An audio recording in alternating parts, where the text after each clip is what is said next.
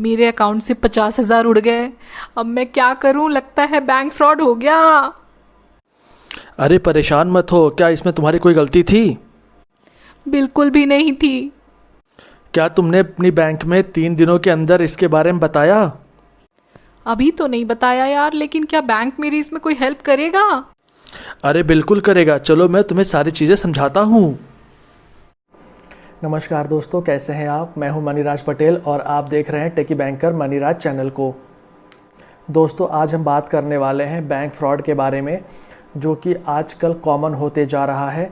हम इसमें बात करेंगे कि बैंक फ्रॉड क्या होता है, बैंक फ्रॉड क्यों हो जाता है किसी के साथ, और अगर हो जाए तो क्या करना चाहिए, और सबसे आखिर में बात करेंगे कि इससे हम कैसे बचें। दोस्तों, आजकल एक नए प्रकार का बैंक फ्रॉड भी चालू हो गया है, उसके बारे में मैं आपको इस वीडियो में बताऊंगा। तो पूरा वीडियो अंत तक देखिएगा, क्योंकि ये बाकी तो फ्रॉड्स आपको हो सकता है पता हो कि किस किस तरीके से लोग फ्रॉड कर रहे हैं, लेकिन ये जो मैं आपको एक नया फ्रॉड बताऊंगा, हो सकता है इसकी जानकारी आपको ना हो। दोस्तों, जैसे जैसे टेक्नोलॉजी बढ़ती जा रही है, फाइनेंशियल फ्रॉड की मात्रा और संख्या भी बढ़ती जा रही है।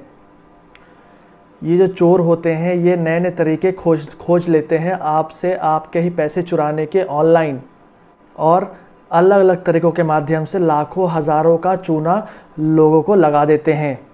तो बैंक फ्रॉड की अगर बात करें, तो जब भी आपके खाते से या आपकी जेब से कोई जो है चोरी से, छुपके से, या फिर आपको धोखे में डालकर आपके पैसे ले ले, तो उसे बैंक फ्रॉड कहते हैं या फिर फाइनेंशियल फ्रॉड कहते हैं।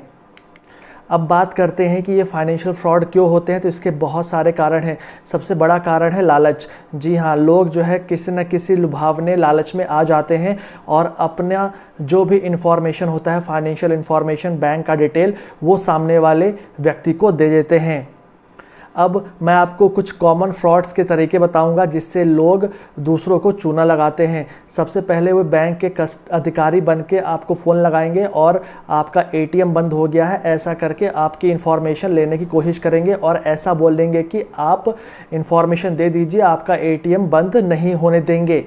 लोग भी ये सोचते हैं कि यार बैंक कौन जाए, चलो फ़ोन पे ही सारा एटीएम कार्ड का इन्फॉर्मेशन दे दो, अकाउंट का इन्फॉर्मेशन दे दो, सारे इन्फॉर्मेशन उनको बता देते हैं और उनके अकाउंट से पैसे निकल जाते हैं।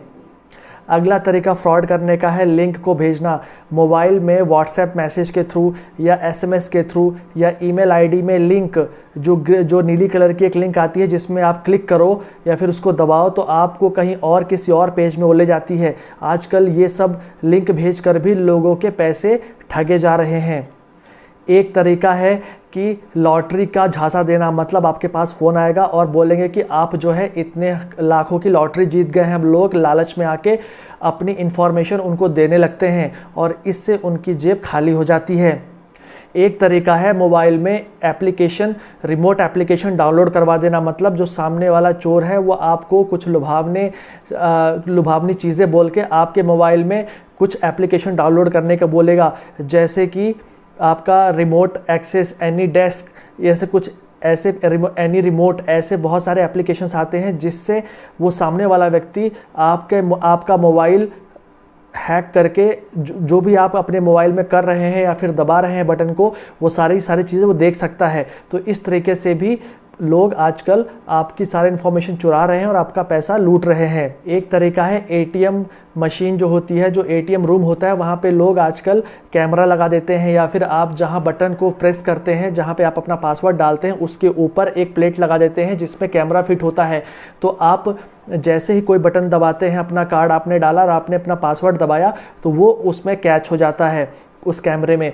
दूसरा, जहाँ पे आप अपना एटीएम कार्ड को डालते हैं, वहाँ पे एक वो अपना अलग से ऊपर से डिवाइस लगा देते हैं, जिससे जब आप अपना कार्ड उसमें डालते हैं तो उसकी क्लोनिंग या फिर उसका एक रूप जो है अंदर कंप्यूटर में स्टोर हो जाता है, और जब आप वहाँ से चले जाते हैं तो उस डिवाइस को निकाल के, उनके पास पासवर्ड तो आपका आ ही गया है, साथ में आपके कार्ड की इन्फॉर्मेशन भी आ गई, तो ये इस तरीके से आपकी इन्फॉर्मेशन चुरा लेते हैं। सबसे कॉमन ये लोग आजकल कर रहे हैं केवाईसी के नाम पे, मतलब ऐसा बोलते हैं कि आपका खाता बंद होने वाला है तो आप अपना पहले आधार नंबर बताइए, फिर पैन नंबर बताइए, फिर ये धीरे से आपका एटीएम कार्ड का इन्फॉर्मेशन पूछते हैं और आपको ऐसी ऐसी बातें बोलते हैं कि विश्वास हो जाता है आपको कि हाँ, ये बैंक का ही कर्मचारी है और हमसे सही जानकारी ले रहा है, लेकिन वो धोखाधड़ी होती है। कभी कभी वो आपकी जो चेकबुक रहती है उसका भी वो लोग फ़ोटोकॉपी या फिर उसका एक दूसरा रूप बनवा लेते हैं। तो आपके पास अगर कोई चेकबुक है तो उसको अपने घर में संभाल के रखें, और हाँ, उसमें कोई भी सिग्नेचर पहले से करके ना रखें।